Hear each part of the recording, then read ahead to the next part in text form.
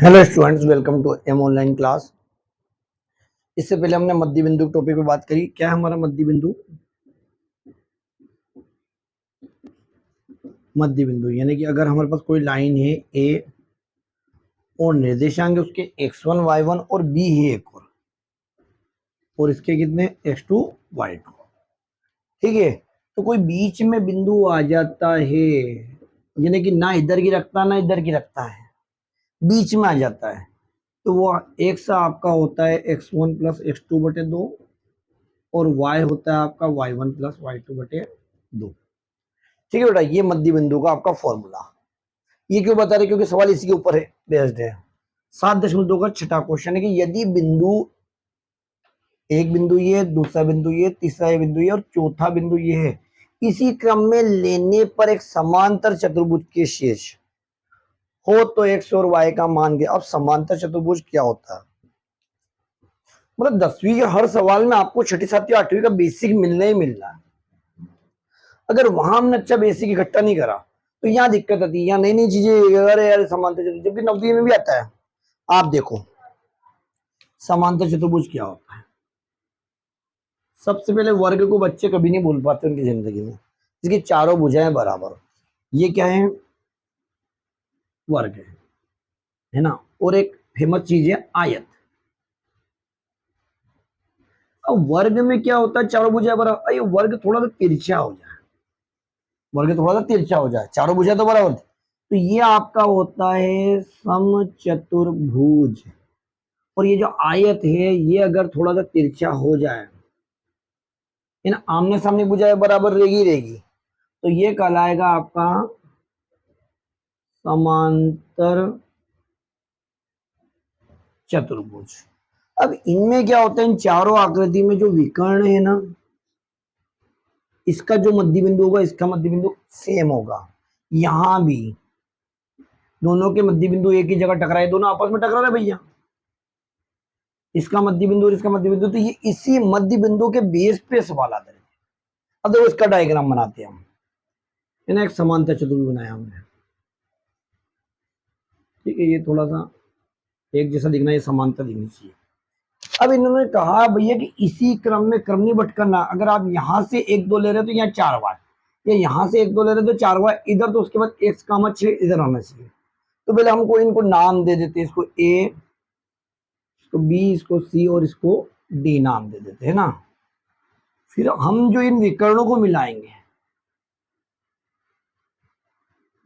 ये बिंदु क्या इसके पास भी और इसके पास भी, यानी यही बिंदु जो है, सपोज करो इसको P नाम दे, तो ये BD का मध्य बिंदु भी और AC का मध्य बिंदु भी, इसलिए मध्य बिंदु पड़ा है। तो पहले लिखेंगे अपन समांतर चतुर्भुज ABCD में ए हो गया 1,2, बी हो गया हमारे पास 4,y, सी हो गया हमारे पास x,6 और डी हो गया हमारे पास 3,5। ठीक है। अब हमें चित्र में नजर आ ही रहा है, चित्र में नजर नहीं आया तो लिख दो यहां कि हम जानते हैं कि समांतर चतुर्भुज के विकर्ण एक दूसरे को समद्विभाजित करते हैं, इन्हें समान दो भागों में बांटते हैं। तब मध्य बिंदु तब क्या हो रहा? ये जो AC का मध्य बिंदु होगा वही आपके किसका होगा? BD का। इन दोनों के मध्य बिंदु एक समान हो गया, एक ही जगह हो गया। ठीक है। अब मध्य बिंदु कैसा फॉर्मूला है? यहाँ कामा लगता है या बटे का चिन्ह लगता है, यहाँ बटे का चिन्ह लगता है, यहाँ 2 लगता है और यहाँ प्लस लगता है। देख लो, ये आपके मध्य बिंदु का सूत्र है। अब किन की बात चल रही, ए और सी की बात चल रही, ए और सी की बात चल रही, तो यहाँ एक को किस में जोड़ना पड़ेगा, एक्स में। ये देखो ए और सी की बात। अब पीछे वाई देखो, वाई को मतलब पीछे वाला बिंदु देखो, क्योंकि बात किसकी चल रही है, बात किसकी चल रही है, ए और सी की। जैसे ए को एक्स को जोड़ा तो अब किसको जोड़ेंगे भैया, एक तो 2 को एक 6 को, ठीक है। अब इधर बात क्या चल रही, इधर एसी की बात नहीं चल रही, ये तो आप पहले लिख दो ऐसा कि यहाँ कामा आएगा, यहाँ धन आएगा, यहाँ भी धन आएगा, ठीक है। अब बात एसी की नहीं चल रही, अब बात किसकी चल रही है, बी और डी की बात चल रही है। तो बी डी को देखो आप ध्यान से, मतलब ये वाला पॉइंट और ये वाला पॉइंट को ध्यान से देखना, ठीक है। तो बी और डी में देखो आगे आगे इधर 4 और इधर 3 है, ये 4 धन 3 होगा। और ये पीछे देखो कौन है, वाई और 5, ये वाई प्लस 5 होगा, ठीक है यहां तक। अब एक में एक से आज तक कभी किसी ने जोड़ा नहीं, अपन भी नहीं जोड़ सकते। अब ये दोनों जुड़ सकते हैं, कितने हो रहा है, 8/2, ये कितने हो रहे, 2 और 6 8, आगे बढ़ाएंगे, ये कितने हो रहे, 7/2, और ये कितने हो रहे, वाई प्लस 5, इनको जुड़ेगा नहीं।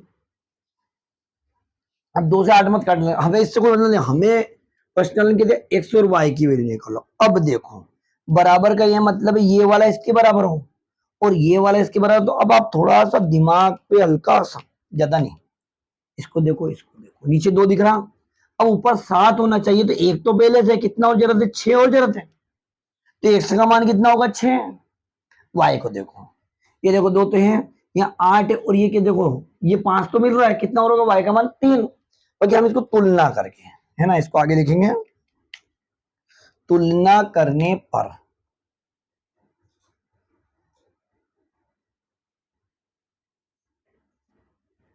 तुलना करने पर तो 1 प्लस एक्स की तुलना किससे हो रही है, 7 से, यानी कि आपको एक्स बराबर कितना हो जाएगा बेटा, 6 मिल जाएगा। 6 कैसे हो जाएगा, एक उधर जाकर घट जाएगा, और ए से आपके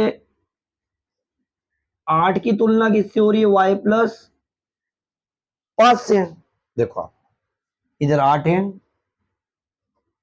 फिर इधर वाई प्लस 5 है, तो ये 5 इधर आएगा, 8 माइनस 5 बराबर वाई, यानी कि वाई का मान कितना हो जाएगा बेटा, 3। तो इस तरीके से हमारे एक्स और वाई दोनों के मान ज्ञात हो गए।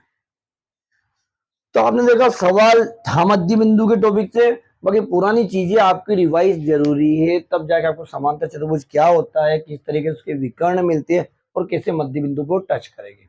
ये लाइन आप भूल भी जाओ तो डायरेक्ट आप तब करके या हम जानते करके यहां से लिख सकते हो, क्योंकि लिख दोगे तो बेटर रहेगा बेटा, ज्यादा अच्छा रहेगा। तो वीडियो पसंद आए तो बेटा लाइक और सब्सक्राइब करना। Thank you. ओके।